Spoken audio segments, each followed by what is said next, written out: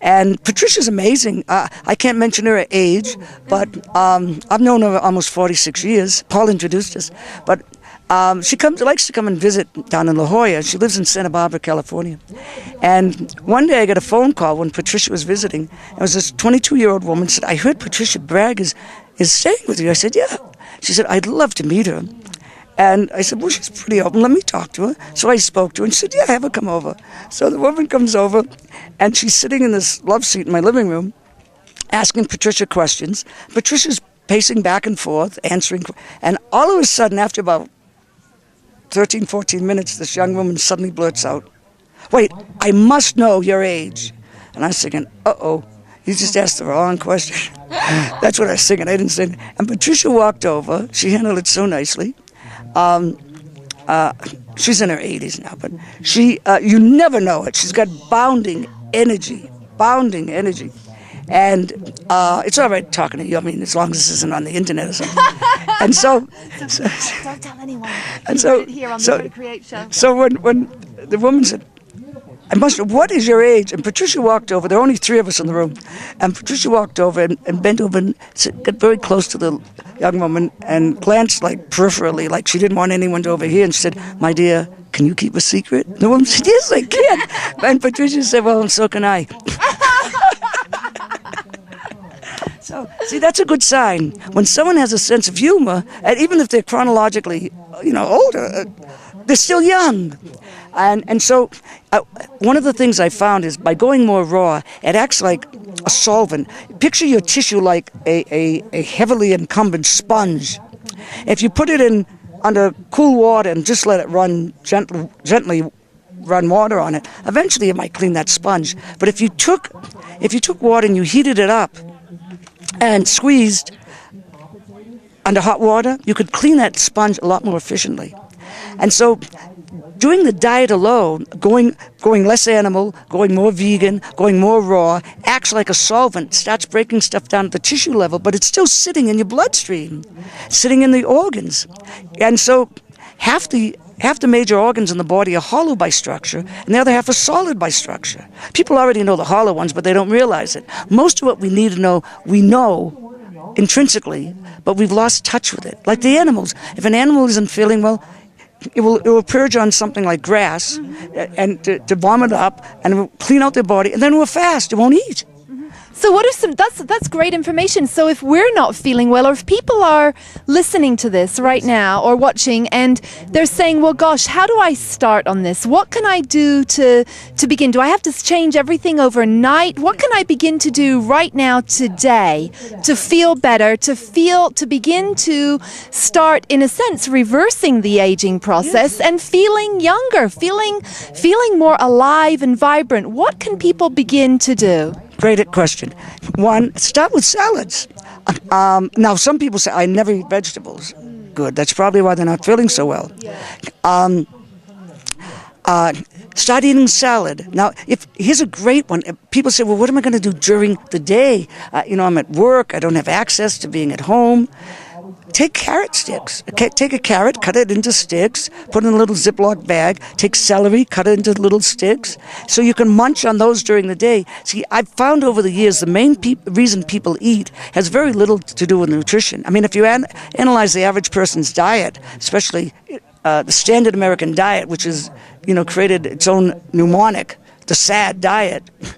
If you analyze it, there really isn't very much nutrition in it anyway. It's lots of protein, lots of fat, lots of refined carbohydrates, very little fiber. Fiber to me is more important than protein. So what you need to do is start eating, and I found the main reason people eat is not nutrition, it is emotion. It's like when you feel fulfilled, we all need to be loved.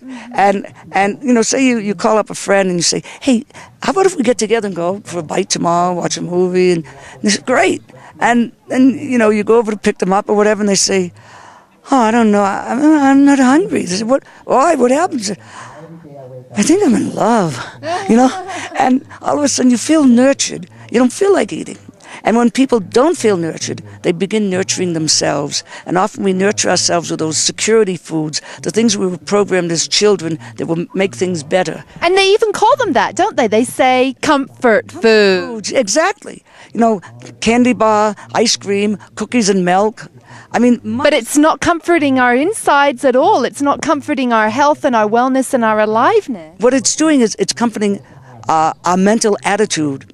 Often people, I think, don't like themselves because they've been programmed they should be a certain way, and they don't live that way. And so they're not comfortable with themselves. You have to learn to love yourself. How can you love anyone else if you haven't learned how to love yourself? And so those are great tips in your books. Yes. And you have some couple of books here. Do you have some information about that and also about eating? Can we hold those books up? Actually, the main theory we have on, Dr. Miller and I have on reversing the aging process is, and as you can see the name of the book, you're never too old to become young. As long as you can breathe, as long as you can eat, especially as long as you have your organs, but even without some of the organs, you can still do this.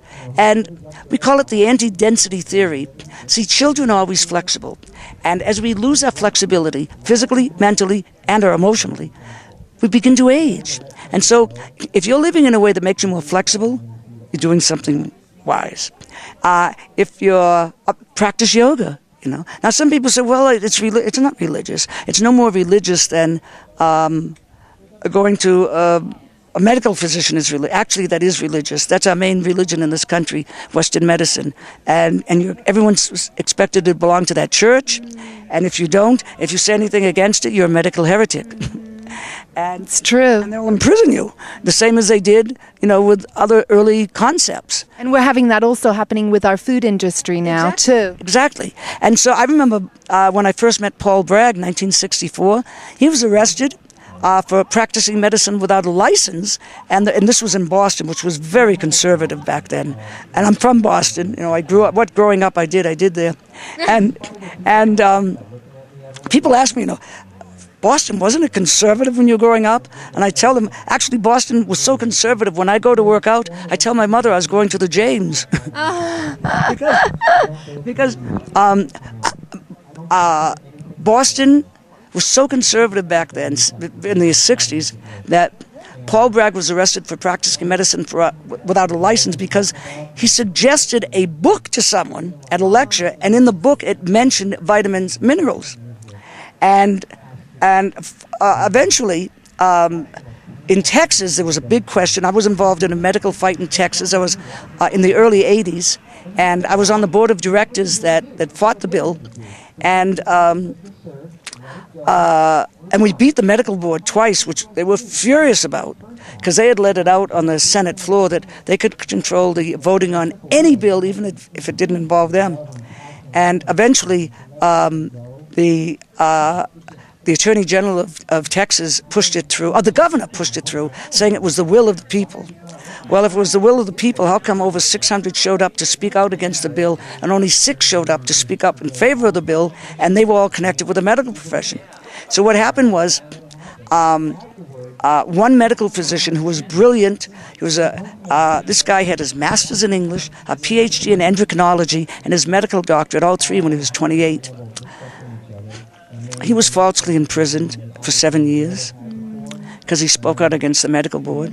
There was another brilliant woman who was from Argentina, Eva Lee Sneed. Both these medical doctors lived in San Antonio, and she told me, I videotaped the Senate hearings, I went there as media, and this was in 1981, and she told me that her father had sat in, sometimes when I speak about these things, it brings up some hurt from the past.